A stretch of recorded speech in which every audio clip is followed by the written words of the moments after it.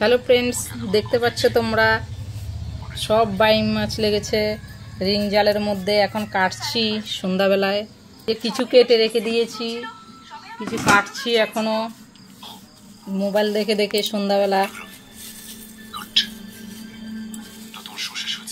আমাদের এখানে তো আমরা কাঁকড়াও লেগেছে দুটো। ইরে মা, কলিশা মাছটা চলে যাচ্ছে। আমরা তো এগুলোকে বাইং মাছ বলি, তোমরা কি মাছ বলো একটু জানাবে। যে এখন খলিশা মাছটাকে কেটে ফেলছি। হ্যাঁ দেখো,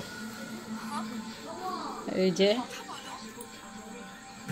কিভাবে কাটছি এখন খলিশা মাছ, বড় খলিশা মাছ এটা। আই রে, পেট ভর্তি ডিম মাছটার।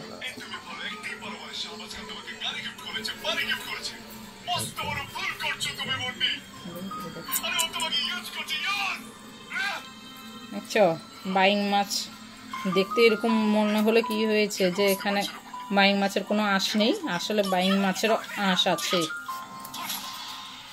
এভাবে আঁশটাকে ফেলে দিতে হয়, ছাই নিতে হয়, না হলে পিচ্ছিল হয়ে যায়। এই যে কাটা কাটা লাগছে। এই যে আবার জালের মধ্যে শামুকও লেগেছে, একটা ছোট একটা বড়।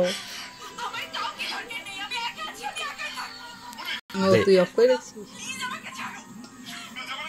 এগুলো ধোবো মাছ, তারপরে মাছগুলোকে রান্না করলে কিংবা ভাজা করলেও খুব টেস্টি হয় মাছগুলো।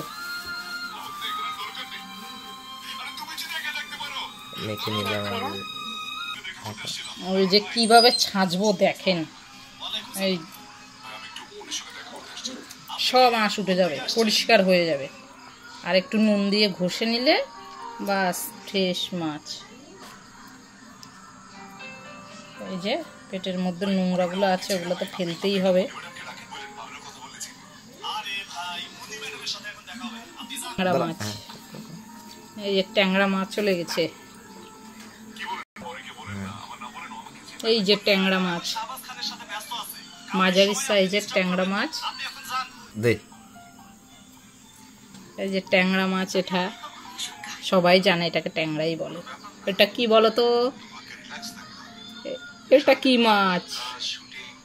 খুব সুন্দর কিউট একটা মাছ, বাচ্চা মাছ এটা। যে এটাকে তো আমরা বোয়াল মাছের বাচ্চা বলি, ছোট, তার জন্য এটাকে আমরা বোয়াল মাছের ছোট বাচ্চা, এখনো বড় হয়নি মাছ। বোয়ালের ছোট্ট ছানা এগুলো, খুবই কিউট। কেটে নিচ্ছি। এই যে আরেকটা বোয়ালের ছানা, এই যে কেটে নিয়েছি। একটুটুকুনি বোয়াল মাছের ছানা লেগেছে।